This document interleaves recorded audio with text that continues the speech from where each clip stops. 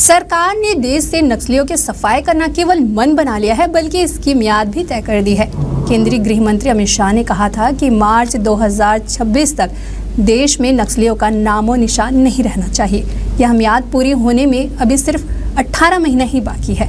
आपको बता दें कि गृह मंत्री अमित शाह ने पिछले दिनों रायपुर में कहा था कि नक्सलवाद के खिलाफ लड़ाई अंतिम चरण में है और इसे खत्म करने के लिए कड़ी कार्रवाई भी जारी है। वहीं अब प्रदेश कांग्रेस अध्यक्ष दीपक बैज ने नक्सलवाद खात्मे को झूठा बताया है। इसके बाद से वार पलटवार का दौर शुरू हो गया है। आखिर क्या कहा पक्ष विपक्ष ने, देखिए इंडिया टाउन न्यूज की खास रिपोर्ट में।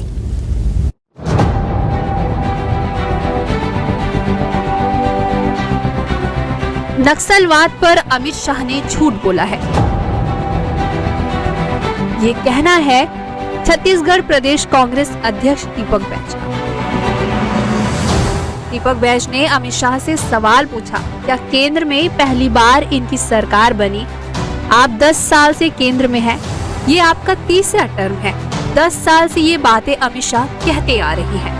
दीपक बैज ने यह भी कहा कि इससे पहले भी अमित शाह ने कहा था 2015 में नक्सलवाद खत्म हो जाएगा, कभी कहा 2018 में, तो कभी 2020 में, तो कभी 2022 में नक्सलवाद खत्म हो जाएगा।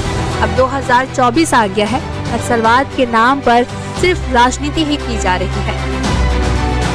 गृह मंत्री अमित शाह के आने को जो है जवानों की हौसला अफजाई बताया है। साथ ही साथ जो है नक्सलवाद के खात्मे को हम जल्द से जल्द करेंगे और इसमें अमित शाह जी अब ये तो 2014 से बोल रहे हैं, आज 2024 आ गया है। अब 2026 को फिर आगे कौन सा डेट बढ़ाएंगे पता नहीं।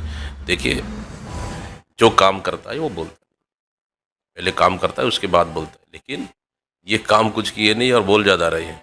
तो गृह मंत्री का बयान से मैं इत्तेफाक रखता हूँ। गृह मंत्री नक्सलवाद ख़त्म करने नहीं बल्कि गृह मंत्री का छत्तीसगढ़ के खनिज संसाधन पे उनकी नज़र यहाँ लगी हुई है। आपको बता दें कि पिछले दिनों प्रदेश के दौरे पर आए केंद्रीय गृह मंत्री अमित शाह ने रायपुर में कहा था कि नक्सलवाद से लड़ाई अब अंतिम चरण में है। इस दौरान उन्होंने रायपुर में कहा था कि मार्च 2026 तक देश से नक्सलवाद खत्म कर देंगे।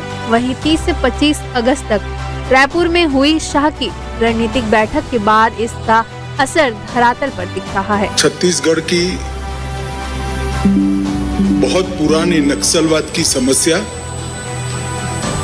और नक्सलवादी क्षेत्र में नक्सल प्रभावित जिलों में भारत सरकार और छत्तीसगढ़ सरकार की सभी योजना का 100% सैचुरेशन और नक्सल प्रभावित क्षेत्रों में इंफ्रास्ट्रक्चर के जो प्रोजेक्ट है उसकी प्रगति और प्रगति के रास्ते में जो बाधाएं हैं इसको दूर करने के हेतु ये मीटिंग थी। कल भी है। आज की मीटिंग में छत्तीसगढ़ से जुड़े हुए सभी राज्यों के डीजी और चीफ सेक्रेटरीज भी बुलाए गए थे, क्योंकि जब हम छत्तीसगढ़ की नक्सल समस्या को एड्रेस करते हैं तब पड़ोसी राज्यों का इकोसिस्टम भी इतना मजबूत होना जरूरी है। और मैं मानता हूं मित्रों कि अब समय आ गया है कि वामपंथी उग्रवाद की समस्या पर एक मजबूत रणनीति के साथ, रूथलेस रणनीति के साथ अंतिम प्रहार किया जाए। दरअसल छत्तीसगढ़ दौरे पर अमित शाह ने कहा, छत्तीसगढ़ और देश से 2026 तक नक्सलवाद की समस्या को खत्म कर देंगे। इस बयान के बाद कांग्रेस नेताओं ने भाजपा पर नक्सलवाद के नाम पर राजनीति करने का आरोप लगाया। वहीं नक्सलवाद को लेकर कांग्रेस प्रदेश अध्यक्ष दीपक बैज के बयान पर डिप्टी सीएम अरुण साव ने कहा, बार बार प्रमाणित हो कांग्रेस पार्टी की नीति क्या है, जो देश की सेना की कार्यवाही और सुरक्षा बलों की कार्यवाही पर प्रश्न उठाए। भ्रम फैलाना और झूठ बोलना कांग्रेस पार्टी की नीति हो गई है। इसमें दीपक बैज पारंगत हो गए हैं, इसलिए इस तरह की बयानबाजी कर रहे हैं। देखिए, बार बार प्रमाणित हुआ है कि कांग्रेस पार्टी की नीति क्या है।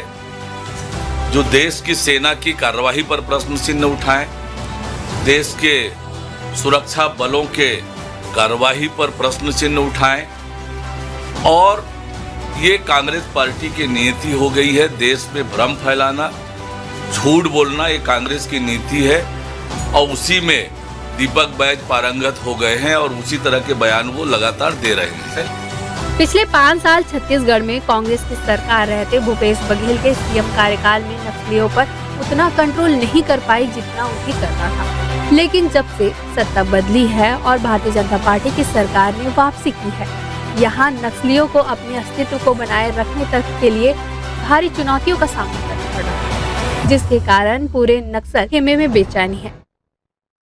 वहीं दूसरी ओर आज भी कांग्रेस नेता है जो नक्सल खात्मे के लिए भाजपा के द्वारा किए जा रहे प्रयासों पर सवाल उठा रहे हैं। इंडिया टाउन न्यूज़ के लिए रायपुर से समीर दुबे की रिपोर्ट।